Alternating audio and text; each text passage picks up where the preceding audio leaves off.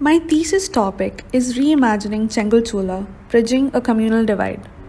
Chengalchola colony, also known as Rajaji Nagar, lies in the southern part of Trivandrum city, spanning over 12 acres with a crowded population of 1,042 families. It is known to be the largest slum in Trivandrum. Its 5,000 plus population, settled together in the heart of the city, makes it highly significant.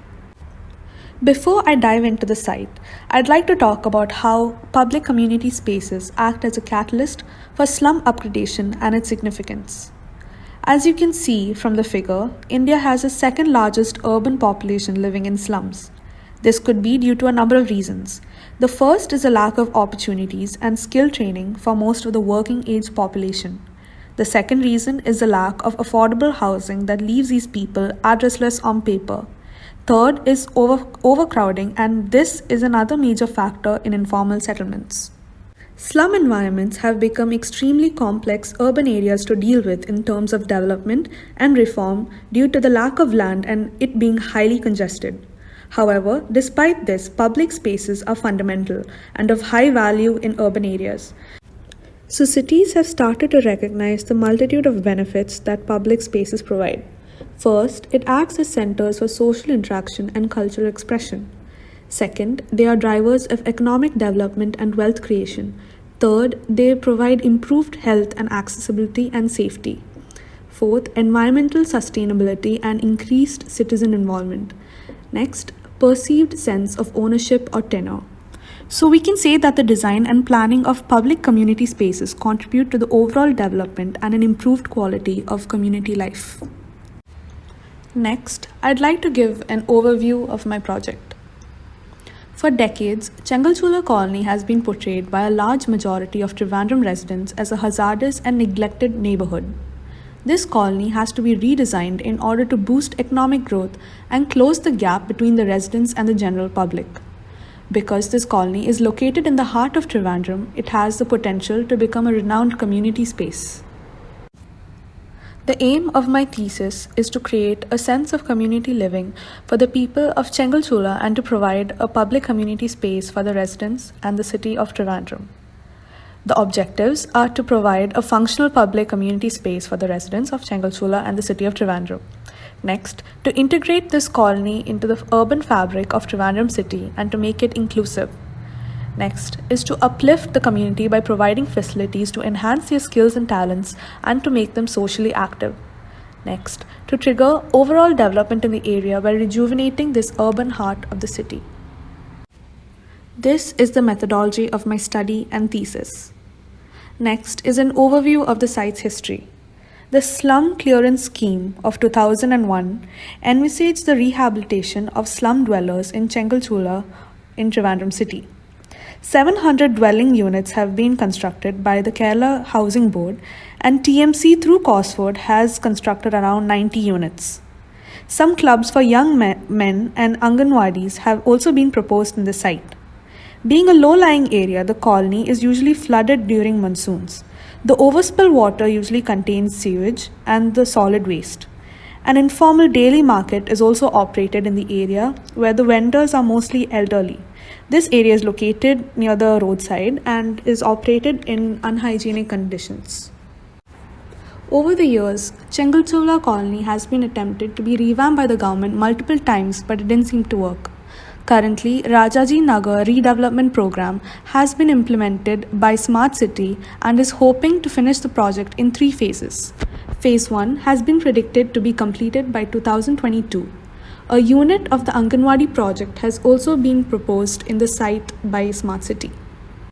Some of the key components in their project proposal are 8 blocks of G+3 structures, which include residential facilities, community facilities, infrastructure, and solid waste management. During my site visit and while interacting with the residents, various issues faced by this colony were identified. The structures haven't been maintained for over 50 years. There is no proper waste disposal system. The drainage isn't well planned and it gets flooded during rainy season. The children do not have any open spaces and hence they play on the road. The open spaces that they do have are occupied by parked cars and autos. improper planning, and no community spaces to host functions. The roads are being used by the children for cycling and playing. No activities in the site to engage the residents. The housewives and women of the colony don't have any gathering spaces. Next, I'd like to move on to the site study. Location. Chengalchula is located in the south part of the city and is the largest among the 3 slums in Trivandrum. The colony spans over 12.85 acres of land with a crowded population of 5,000. The site is located in the core of the city of Trivandrum. It has all-round connectivity to all the major nodes within the city. The colony is easily accessible from all the prominent road networks around the site. It is both accessible to both the locals and tourists. This area has immense land value and should be utilized with utmost diligence since it's a socially sensitive area as well. Timeline of Chengalchula Colony. The construction of the Secretariat began in 1865, for which the soil required to make red-fired bricks were excavated from the site, thereby giving the site its infamous title of Chengalchula Colony, now known as Rajaji Nagar. The soil in the site was overly excavated and caused the formation of water bodies within the site. The workers and cleaners who assisted in the construction of the Secretariat started settling around this water body, which eventually led to the formation of the slum. The regeneration of Rajaji Nagar caused the development of more refined structures to be built in different phases. The settlement started to intertwine with the city, and the residents now had low-income jobs and they could easily commute to them. Later on, Cosford then designed 3-storied exposed brick structures to give the colony an identity and to address its various issues. This colony still continues to develop economically, though their infrastructure remains the same and with very poor maintenance. Various redevelopment proposals have been proposed and rejected. Smart City has currently brought a proposal that will hopefully be implemented soon. These site sections show the morphological evolution of the site. The sketches below show the evolution of topography over the years. Topography of the site. This colony is the most low-lying area in the context, and this could be why the area is socially and economically lacking. Also, the drainage of most of the adjacent structures are connected to the site, though it doesn't have a carefully planned sewage drainage system. The site has very slight contours where the lower areas are towards the center. Most of the wastewater is collected by a canal passing through the center of the site. Due to illegal waste disposal, the drainage gets blocked and leads to overflow. Waterlogging is also seen in some parts of the site, and this leads to various contagious diseases. Vegetation and green spaces. As you can see from the figure, there is a scarcity of open spaces in the context. Despite the presence of various schools, colleges, and residential colonies, there are no recreational spaces in the proximity. Vegetation. The structures and open spaces are mostly shaded during the day and the evening. The trees provided at the periphery of the site give a buffer to reduce the heat entering the site. Precipitation. The highest precipitation is known to be during June. Due to poor drainage planning, the site usually gets flooded. Wind. The wind direction is from southwest to northeast. The site needs more buffer spaces to elevate the air quality in the site. Moving on to morphology. From the figureground map, it is seen that the site is surrounded by a closely knit fabric. Most destinations are within walking distance and are easily accessible. Land use map. This area consists mainly of residences and office spaces. As you can see, there are no open spaces that can accommodate the public within a close proximity of the site. Built height. There are a few buildings around the site that are landmarks because of its height. Amenity map. The main reason the residents of Chengalchula haven't migrated yet is because of its easy access to amenities all around and its close proximity to their workplace. Moving on to the morphology of structures within the site. The structures are all closely knit and makes wayfinding a struggle within the colony since it doesn't have a well-defined pedestrian path. The temple and church are structures that have to be retained.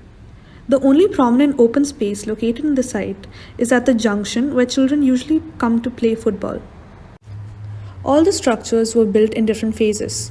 The oldest ones date back to 50 years and the relatively new ones to around 50 years. The height of all the structures are limited to G+3 or below. These figures show the site sections that give a clearer image of the morphology. Moving on to the planning of the structures. The structures are now in a very poor condition and can barely serve its purpose to the residents and the increasing population. A prominent feature of the housing units were the shared terraces. This space acted as an interactive area where the children in the community could gather. These here are figures of the intimate site sections of observations made during site study. Services. The colony becomes dull and dark during the evening due to the absence of street lighting. The drainage isn't designed properly, which is why the site usually floods during monsoon. More common toilets and public taps should be installed for the public and the residents to use. Connectivity and accessibility. Trivandrum Bakery Palayam Road and Press Road are the two adjacent road networks to the site. The connectivity of the site to different parts of the city has the potential to bring a good inflow of users into the site. This figure here shows the bus stands and auto stands in the site proximity.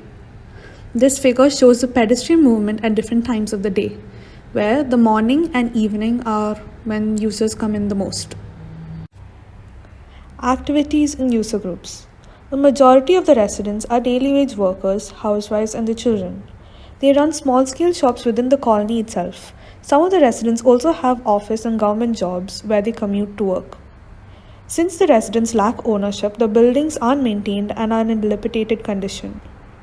Commercial and income-generating amenities should be considered to support the community and utilize land value. This figure here shows the activity mapping within the site. These are some site sections to show the different activities that take place within the site.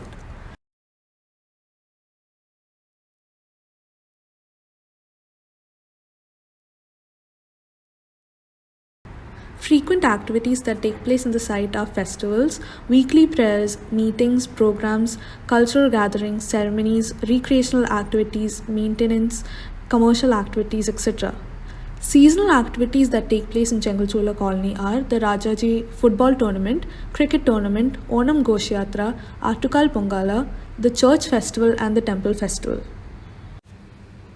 Next, I'll be moving on to my case studies. So first, I'll start with my literature studies. The first literature study I chose is Jetavin, designed by Sameep Padora and Associates, located in Maharashtra. I chose this case study to analyze how the structure was created for a religious community with poor economic features. This project achieves this purpose and delivers a space with great spiritual significance and value through the reincarnation of materials, minimal intervention in the natural environment, and by gathering a community's traditions. The roof that was made out of local materials was an interesting part of the design. This Buddhist learning center also includes a meditation hall and workshop space that is a core space used by the user group. The next literature study I chose is Centro de Ação Social por Música, designed by Urban Think Tank and located in Brazil. Despite its central urban location, the marginalized area of Grotão is effectively separated from the formal city. It is primarily an inaccessible void in the otherwise dense fabric. I chose this study to understand how the project fundamentally transforms this void into a productive zone and a dynamic public space through social design. Some of the catalysts that ignited this design were the site void, the lack of social infrastructure, and the lack of public space. Moving on to live case studies. My first live study is Sharanam Center for Rural Development, designed by Jatin Lad Architects, located in Pondicherry. Sharanam, meaning refuge, is a center for rural development enabling a local NGO to expand its community-led transformation of underdeveloped villages outside Pondicherry. The buildings are designed to host communities in active programs and workshops in all spheres of village life. These include education, income generation, and special initiatives for children, women, and the elderly. The project mainly focuses on community involvement, as the construction itself was a development project since it upgraded the employment skills and livelihoods of over 300 local village workers who were trained on the job in a range of precise skills and techniques. This project comprises of a large vaulted multi-purpose hall, offices, a newspaper studio, a community radio station, facility blocks, gardens, a green amphitheater, and environmental infrastructure. My next live case study is Savitri Bhavan, designed by Hamlet Schmid, located in Auroville. Savitri Bhavan in Auroville is a center dedicated to fostering a living sense of human unity through spiritual education based on the vision and teachings of Sri Aurobindo and the Mother. The entrance plaza, multi-purpose hall, amphitheatre, conference hall, art gallery, and hostel block are some of the key components of the design. Activities that take place in Savitri Bhavan. The conference hall hosts most discussions and gatherings in the vicinity. The reading room hosts both book clubs from time to time. The well-lit, ventilated corridors have a peaceful ambience and hence the users meditate in this area. The entry plaza acts as a gathering spot for the staff of Savitri Bhavan. My next live study is Auroville Library, designed by Suhasini Iyer.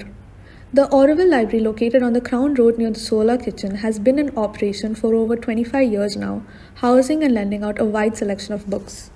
The library is designed as an open plan, with the largest area being double height, to house the books, administrative and other services that are set to one side while the entry is on the other side. The entrance is treated as a gateway to the back court where the main library is to be sited in the future. The envelope is dictated by climate, hot humid in an electrical energy deficit zone of the country. Informal seating spaces are provided along the exterior wall. Next, I did a comparative analysis of the literature and live case studies I mentioned before using various parameters. The analysis and inference I got from this study gave me a deeper understanding on how I should design community spaces for Chengalchula Colony.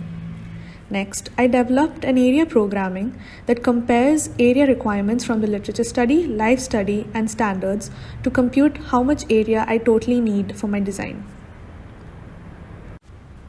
Moving on to my design. The design vision for my project is to break the emotional barrier around Chengalchula Colony through architecture and to promote community living and participation, causing overall development. The essence of Chengalchula Colony is its characteristic structures and community spirit. The design should represent its significance in Trivandrum's history and the role it played in its development. This colony is intended to transform into a community space for the city as well as the residents. The site should transform into a pedestrian shortcut for the users as a whole. The concept and design ideas for my project solely evolved from the site and its context. To break the emotional barrier around the site, first the physical and visual barrier that surrounds the site should be addressed. Pedestrian access should be given around the site along with landscape. There should be a strong visual and pedestrian access within the site in order to connect the context to the colony. This access can be addressed through the canal that runs through the site and can be transformed into a green spine for the city. The scarcity of public green spaces around the site can be addressed through the design. Green pockets can be provided within the site. The ground and first floors can be made public and accessible to all pedestrians. The religious structures can also have plazas for the public to come and interact. The periphery of the site should be kept permeable for the different user groups that access the site. There is a massive green spill-out space across the core of the site that acts as a multifunctional open space that can be used by the residents of Chengalchula or the public. The design idea behind the massing of the project was inspired by the terraces that play an important role in the housing that exists in Chengalchula Colony today. The same essence of the site has been brought to the massing of the structures. The terrace is in constant use during night and day and throughout the weeks thanks to the functions of the terrace as football turfs, community gathering and multifunctional spaces. This ensures regular movement, plentiful interaction and also gives the terrace a unique community spirit. These terraces offer a longitudinal connection between the spaces and the street and allow a unique form of public closeness to be established. It is important in creating a respectful and inclusive community, in turn creating a positive public realm. Moving on to the design ideas for site zoning and master plan. Firstly, two main entry points were identified at the junction and at the beginning of the canal. All the edges were made permeable. The blocks placed at the junction act as a landmark or as a visual anchor. Since the site is visually connected with the surrounding context, the structure should give a new imageability to Chengalchula. Next, I attempted to connect the surrounding context to the site by making its edges permeable and accessible by all user groups. After this, I identified existing areas in the site that need to be preserved. This includes the temple and the church, which are the two prominent religious structures in the area. Then I tried to establish two prominent visual axes within the site to enhance the visual connectivity, which could eventually bring in more users to the site. Religious structures and housing units were integrated along with the community spaces. Next, play pockets were identified throughout the site in close proximity to include a major user group within the site. Next, the canal connects the site through bridges and pedestrian pathways. The flood areas are turned into community spaces. The site is zoned in such a way that the ground floor is completely used by the public and the site itself turns into a shortcut for pedestrian users. A few other ideas that stuck with me while developing the design were that the residents of this colony were very keen on playing activities during the evening, so flexible and open spaces should be incorporated along the edges within the site. Next, vehicular entry and access should be limited within the site edges in order to enhance the pedestrian experience within the site. The canal that passes through the site is heavily littered. Transforming the space into a beautiful green spine that runs across the site would reduce pollution and in turn act as a green corridor for the city. The structure should be punctured in such a way that it allows visual access from both the edges of the site, making it more accessible and approachable to all users. Moving on to the master plan. Two main entry points have been identified at the edge of the canal and at the junction. The canal that passes through the site has been transformed into a lush green spine by offsetting 10 to 15 meters from the canal and providing a pedestrian pathway along the canal which enhances the user experience. This also solves the issue of flooding during the rainy season. The next main access is across the site. The view to the junction is a stepped plaza where the public can come and sit. The same function in the existing site has been retained here. Vendors and owners who run small-scale shops can set up their shops at the plaza, attracting users to the site. This commercial space in plaza flows down to an amphitheater that overlooks a multifunctional ground. This ground can be used to host football and cricket tournaments, which is pretty popular among the residents. It can also be used for cultural gatherings, festivals, weddings, and funerals within the community. The northern part of the site is where a majority of the housing is zoned. Each housing unit is 50 square meters and 1,200 units have been zoned in its respective blocks. The parking for autos and vehicles have been provided on the ground floor of the structures in the northern part of the site, adjacent to the press road. Parking provision for 312 cars were given. The podium level has commercial areas for small-scale industries that can be accessed by the public. These spaces aid in income generation for the residents. A majority of the housing units have been zoned in the high-rise structures. My design hopes to develop a scheme where we can give ownership of the housing units to the dwellers under some circumstances in order to maintain the structure. These two buildings located at both the junctions act as a landmark in the vicinity. The existing open space at the junction has been retained. The southern part of the site is the scope for my thesis project. Moving on to the ground floor plan. The retained temple and church are located on the southern part of the site. A public plaza has been provided around both these structures. Green pockets have also been provided in the periphery of the site as well as within the structures. The first block is the gallery space and community hall. This gallery overlooks the open space provided in the site. The library block is opposite to this block and is located by the main road. The plaza adjacent to it gives it a direct view to the temple and water body and the courtyard.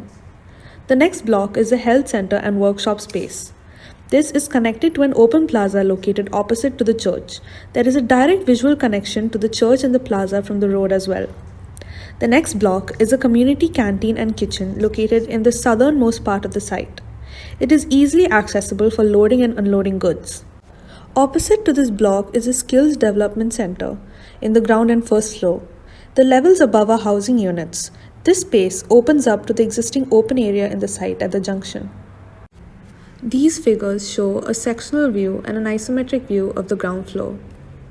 The sections below show the relationship between the built and unbuilt spaces within the site. So next, I will be explaining the 5 blocks in the ground floor plan. The first block is a gallery and community hall. So as you can see in the plan, there are 2 entries to this block. and it opens up to a lobby space which has a courtyard that doubles as an access to the first floor. From the lobby, you can go into an admin space where there is an office for the manager and a staff lounge. There is also a conference room. Next is a gallery space you can enter to, and this overlooks a water body and in the bigger picture overlooks the open space in the site. This gallery space can be used by the public and by the residents of Chengalchola to exhibit different kinds of artwork. The community hall can also be accessed from the lobby. It opens up to a corridor facing the courtyard next to the temple. The corridor is also accessed from the lobby. The first floor contains a cafe that has a view of the site and of the city. The lobby also opens up to an open playground. These spaces located at the edge of the site will attract more users here. This is a view of the community hall and the play spaces from the road. This is a view of the gallery block and the OET from the open space. This is a view of the community hall with the arch corridor. This is a view into the gallery space where the residents and the public can exhibit their artwork. This is a view from the temple pond to the community hall and the open courtyard.